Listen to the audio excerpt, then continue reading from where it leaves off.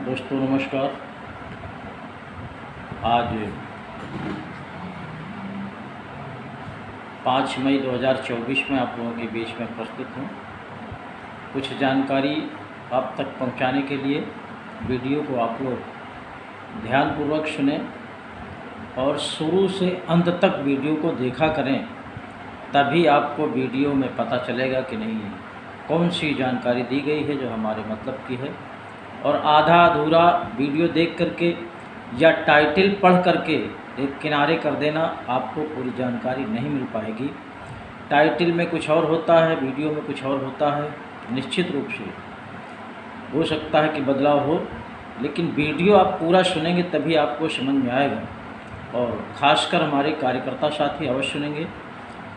जिन साथियों ने अभी तक हमारे चैनल को सब्सक्राइब न किया हो, सब्सक्राइब कर लें और इस वीडियो को एक दूसरे तक भेजने का भी प्रयास करें। जितना ज़्यादा से ज़्यादा लोगों तक जानकारी पहुंचेगी, तो जो हमारे संगठन का उद्देश्य है ठगी पीड़ित जमाकर्ता परिवार का, वो पूरा हो सके। इस ठगी पीड़ित जमाकर्ता परिवार का एक ही उद्देश्य है, आप सबका भुगतान कराना। और उस भुगतान के लिए मिशन भुगतान भारत यात्रा का कार्यक्रम फिर से शुरू हो गया है। उत्तराखंड में कई जगह हुआ है, आगे निरंतर चलता रहेगा। और इस कार्यक्रम में जहाँ भी कार्यक्रम हो, उस क्षेत्र के सभी साथी उपस्थित होने का प्रयास किया करें। और कार्यकर्ता साथियों की ये सबसे बड़ी जिम्मेदारी बनती है, उनकी उपस्थिति अनिवार्य है। अभी हमारा एजेंट साथी तरह तरह से भ्रमित भी है और हमारे कुछ सहारा के साथी, PACL के साथी कुछ ज़्यादा कोर्ट के चक्कर में अभी पड़े हुए हैं।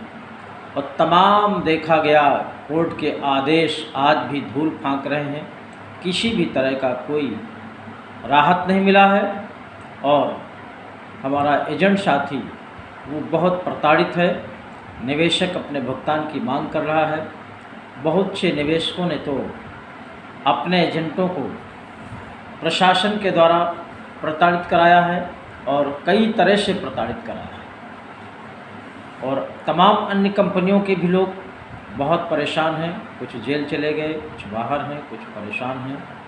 इसलिए उनकी जिम्मेदारी बनती है कि जितनी जल्दी जो हमारे संगठन का उद्देश्य है जनमत तैयार करना, और बिना जनमत तैयार किए कोई भी सरकार आपकी बात सुनने वाली नहीं है। इसलिए आप लोग जागरूक हो जाएं। जागरूक करने के लिए ये मिशन भुगतान भारत यात्रा का कार्यक्रम चल रहा है। उसमें शरीक होकर के जिन साथियों ने संगठन की सदस्यता न लिया हो, वो सदस्यता लेकर के, और सदस्यता में कोई बाउंडेशन नहीं है, जो जिस हैसियत का है उस हिसाब से सदस्यता ले सकता है।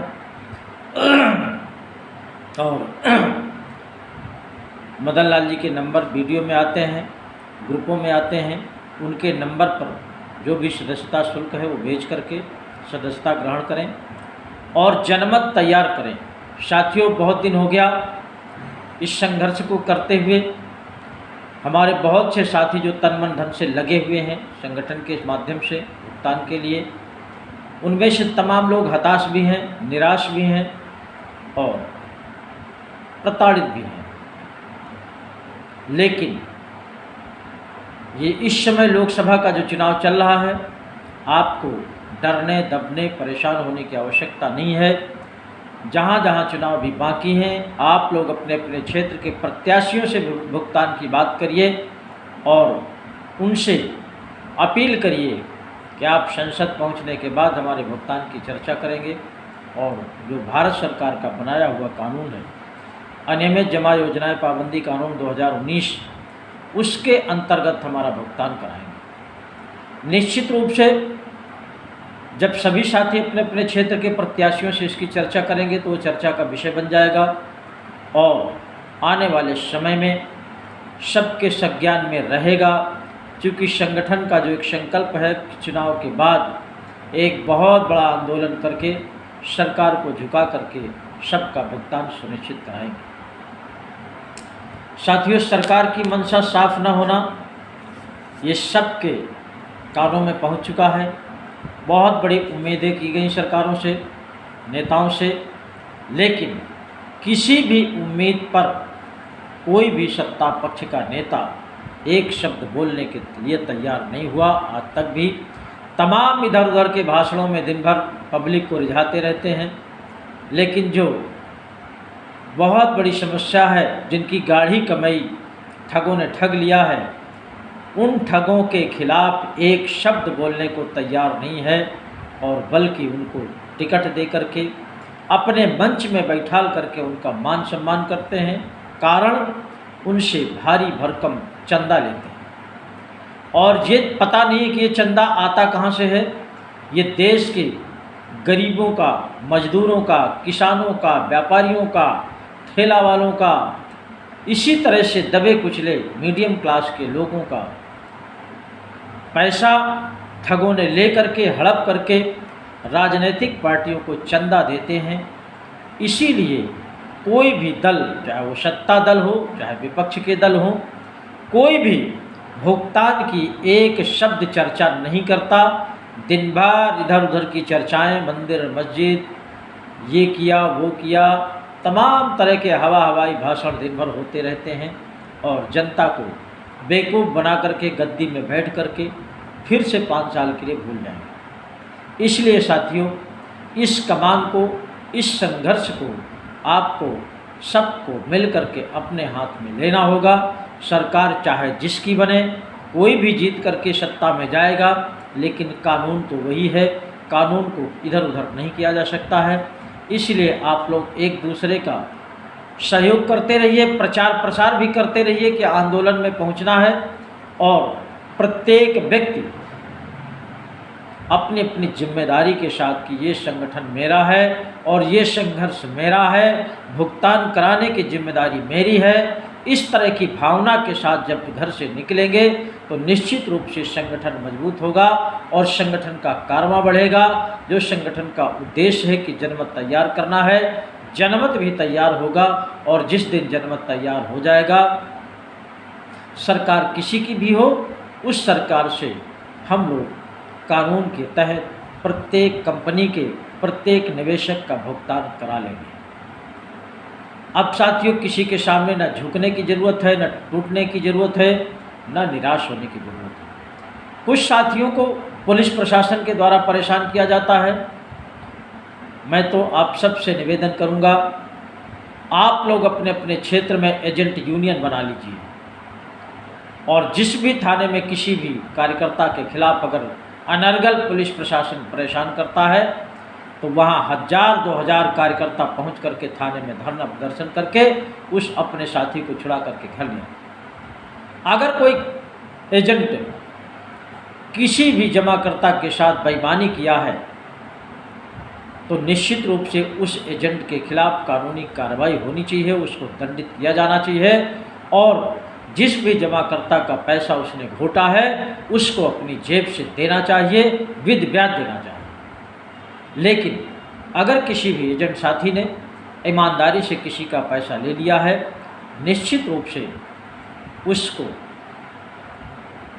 जमा करके रसीद और बांड उपलब्ध करा दिया है, तो वो एजेंट साथी हमारा दोषी नहीं है। इसमें पूरी तरह से वो ठग दोषी हैं, कंपनी दोषी है, और सबसे बड़ा दोष सरकार का है, क्योंकि सरकार ने ही मुहर लगा करके पब्लिक के बीच में ही कंपनियों को भेजते हैं, और वही कंपनियां सरकार की मुहर को दिखा करके जनता को लूटने का काम करती हैं। और सरकार की जब मुहर कहीं लग जाती है तो जनता को विश्वास करना पड़ता है, सरकार के ऊपर करना पड़ता है। और तमाम जगह तो देखा गया कि कंपनियों का उद्घाटन सरकारी अधिकारियों ने किया है, मंत्रियों ने किया है, विधायकों ने किया है, तमाम केंद्रीय मंत्रियों ने किया। और जब जनता के बीच का ही प्रतिनिधि किसी संस्थान का उद्घाटन करता है, तो निश्चित रूप से उस जनता को विश्वास करना पड़ता है। इसी का शिकार देश के 50 करोड़ लोग ठगी का शिकार बन गए, और सरकार हाथ पे हाथ रखे बैठी रही। लुटवाने का श्रेय सरकार का निश्चित रूप से रहा।